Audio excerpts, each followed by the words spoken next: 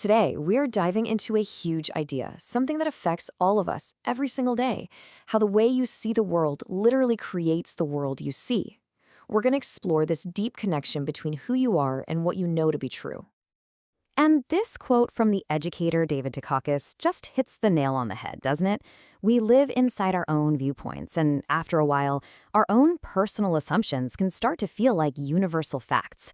So the real challenge is figuring out, how do we peek over that wall? So this is the big question, right?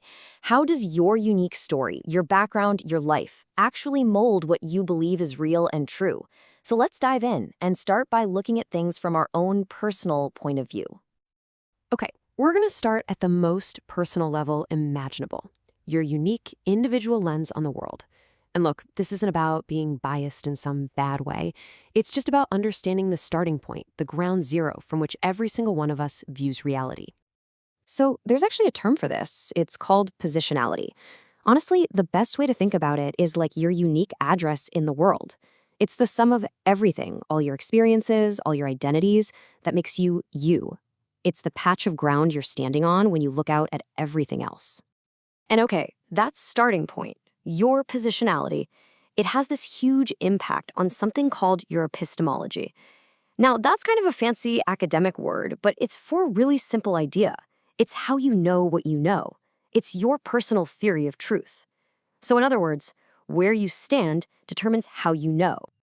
Okay, to really make this land, let's talk about a story from one of Professor Takas's environmental justice classes. He had this one student whose perspective was a total game changer for many of her classmates. See, she didn't just read about this stuff in a book. She lived it. She grew up seeing firsthand how poverty and pollution could devastate a community, seeing people without clean water or basic sanitation.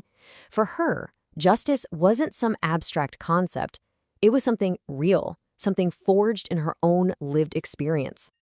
And you can imagine, this completely changed the conversation in that classroom. Her perspective wasn't some biased opinion to ignore. It was a form of expertise. It was a vital piece of the puzzle that gave the entire class a much more complete and, frankly, more accurate picture of what justice really looks like on the ground. This all points to this really powerful idea called strong objectivity. The way to become more objective, more clear-eyed, isn't to pretend you don't have a perspective. No way.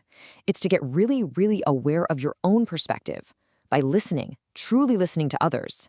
That's how we finally see the conceptual shackles that we didn't even know we were wearing.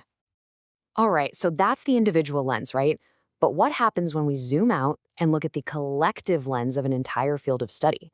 It turns out it's not just people who have a positionality. Entire academic disciplines do too. Well, this is what's known as a research paradigm.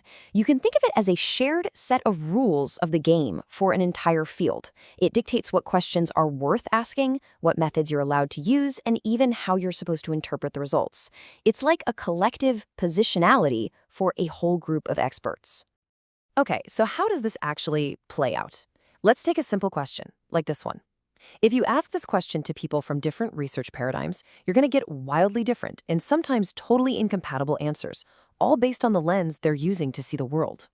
So you ask a behaviorist, and boom, the answer is simple: reinforcement. For them, thinking back to people like B.F. Skinner, everything is about rewards and punishments. That is the master key that unlocks all human learning. But then you turn around and ask a social constructivist the exact same question, and they're looking at a completely different part of the puzzle. For them, it's not about individual rewards. It's all about how we build knowledge together through talking and interacting with each other. And then you've got a third perspective. A cognitive symbolic theorist would say, hang on, the most important thing is what's already inside the learner's head. New info is useless if it can't connect to what you already know. You see, these paradigms are what you'd call incommensurable. It's not that one is right and the others are wrong. They're literally speaking different languages. Okay, so this is where things get really interesting and really tricky. If every discipline is in its own bubble, with its own paradigm, its own way of seeing reality, what on earth happens when we try to get them to work together to solve the really big, messy problems? Well, the way most people try to do this, the default setting really, is what the scholar Amy Bradshaw calls the instrumental approach. Just think of it as the toolbox method of collaborating. Basically, the instrumental view sees knowledge like a bunch of tools in a toolbox. You just borrow a wrench from engineering and a screwdriver from sociology when you need them to get a job done fast. The example here is a classic. You bring in an education expert at the very end of a big project, basically just to check a box.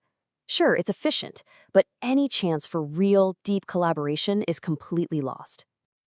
But, of course, there's another way. A much deeper and way more powerful way to work together. It goes way beyond just borrowing tools. It actually asks us to understand why our partners even have those tools in their toolbox to begin with. This is what's called the critical approach. And when you put these two side by side, the difference is just wow. The instrumental approach is all about efficiency. It actually avoids conflict because conflict is messy. But the critical approach, it leans into that conflict, it engages with it, because it knows that's where the real breakthroughs and the real understanding happen. One just keeps the status quo, and the other one wants to transform it. Now, this deeper kind of work, it's not a walk in the park. It really asks something of us. First, it takes humility, the ability to admit, hey, maybe my way isn't the only way. Then it demands intellectual rigor. You have to be willing to wrestle with some really tough, deep philosophical ideas. And finally, it takes courage. The courage to question your own core beliefs and the power structures that keep them in place. All right, let's zoom back out and tie all these threads together. We've gone from the individual to the group and to how they work together. Now, what does this all mean for you in your life? So, here's the toolkit you can walk away with. First off, remember your personal lens, your positionality. Second, recognize that entire fields of study have their own lenses, their own paradigms. And the big one, the truly game-changing insights come when you combine those lenses critically, not just on the surface. And you gotta know, this awareness isn't just some academic thought experiment. It is a genuine superpower for creating more empathy, more innovation, and deeper learning. And that brings us right back to where we started with a big question for you to chew on.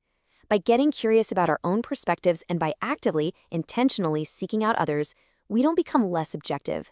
We actually gain a stronger, a clearer, and a much more complete picture of the world.